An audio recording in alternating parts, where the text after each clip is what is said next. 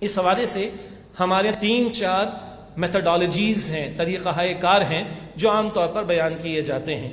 ایک طریقہ ہے کہ بس دعوت دیتے رہیں، تبلیغ کرتے رہیں، لوگ بدل جائیں گے، دین قائم ہو جائے گا۔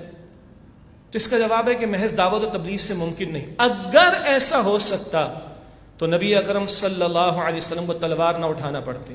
حضور سے بڑھ کر کوئی داعی اعظم ہو سکتا ہے؟ مبلغ اعظم ہو سکتا ہے؟ اعظم ہے ہی سپرلیٹو ڈگری۔ حضور سب سے بڑھ کر داعی، سب سے بڑھ کر مبلغ، لیکن حضور کو بھی تلوار اٹھانا پڑی ہے صلی اللہ علیہ وسلم۔ اس سے قبل ایک اور میتھڈالوجی کو شامل کر لیں، بس افراد کا تزکیہ ہو جائے، نظام بدل جائے گا۔ تو حضور سے بڑھ کر کوئی مزکی ہو سکتا ہے، کوئی مربی ہو سکتا ہے؟ حضور بس تزکیہ کر دیتے، افراد کا نظام قائم ہو جاتا؟ نہیں۔ لقد کان لکم فی رسول اللہ اسوۃ حسنہ، یقیناً تمہارے لیے رسول اللہ علیہ السلام کی زندگی میں بہترین نمونہ موجود ہے۔ یہ اس وقت میرے دل میں بات آئی تو میں نے کہا یہ بھی اس میں ایڈ کروا دوں۔ نمبر 1 کیا ہے؟ افراد کا انفرادی تزکیہ ہو جائے، بس نظام بدل جائے گا، سب حالات ٹھیک ہو جائیں گے۔ تو حضور، میں نے جواب دیا، حضور سے بڑھ کر کوئی مزکی، مربی، تزکیہ کرنے والا، تربیت کرنے والا نہیں تھا۔ حضور بھی اتنا ہی کرتے، لیکن حضور نے تلوار اٹھائی۔ نمبر 2 یہ ہے کہ دعوت دیتے رہو، تبلیغ کرتے رہو، افراد بدلیں گے، نظام بدل جائے گا۔ اگر ایسا ہی ہوتا تو حضور تلوار نہ اٹھاتے، اپنے 259 صحابہ کی جانوں کی نذرانے پیش نہ کرتے صلی اللہ علیہ وسلم۔ کیا ہے صحابہ؟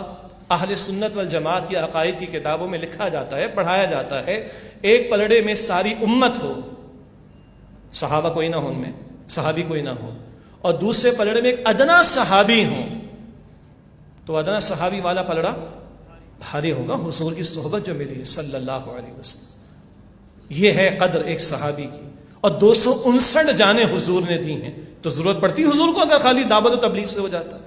ایک معروف طریقہ ہمارے یہاں ہے کہ نہیں، آج کل جمہوریت کا دور ہے اور جمہوریت کی بات چلنی چاہیے اور جمہوریت کے ذریعے اقتدار میں آنا چاہیے، اور ہم اس راستے سے پاکستان میں اسلام کو نافذ کریں گے۔ جو ہماری مذہبی، دینی، سیاسی جماعتیں اس رائے پر کاربند ہیں، بحث تو نہیں کرتے، لیکن ہم یہ ضرور عرض کرنا چاہیں گے کسی سیاسی اور انتخابی عمل کے ذریعے یہ ممکن نہیں۔ کیوں؟ سیاسی اور انتخابی عمل کے ذریعے کسی قائم شدہ نظام کو بہتر طور پر چلایا جا سکتا ہے، تبدیل نہیں کیا جا سکتا۔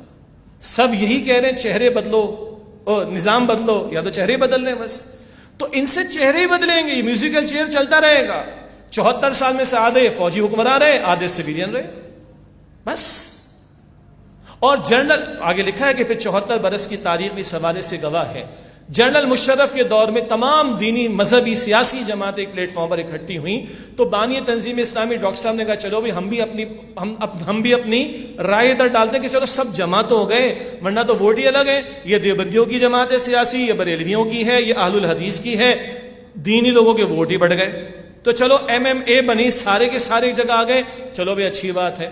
اتنی ساری سیٹیں ملی کہ ماضی میں کبھی نہیں ملی، اور اب کوئی ملنے کا امکان اتنا نہیں ہے۔ اور جتنا جنرل مشرف کے دور میں دین کے حوالے سے پسپائی کا معاملہ ہوا، اس سے پہلے کبھی بھی نہیں ہوا۔ تو ہماری بڑی دیانت داری کے ساتھ یہ رائے ہے، اور انفرادی طور پر بعض علماء جو جمعیت علماء اسلام سے تعلق رکھتے ہیں، بعض ہمارے بڑے بزرگ ساتھی جو جماعت اسلامی سے تعلق رکھتے ہیں، یہ 2 لیڈنگ دینی مذہبی جماعتیں ہیں نا سیاست کے میدان میں، جو حضرات قائل ہو رہے ہیں اس بات کے، وہ قائل ہو رہے ہیں کہ ہاں ہمیں اس راستے کے برعکس کچھ سوچنا چاہیے۔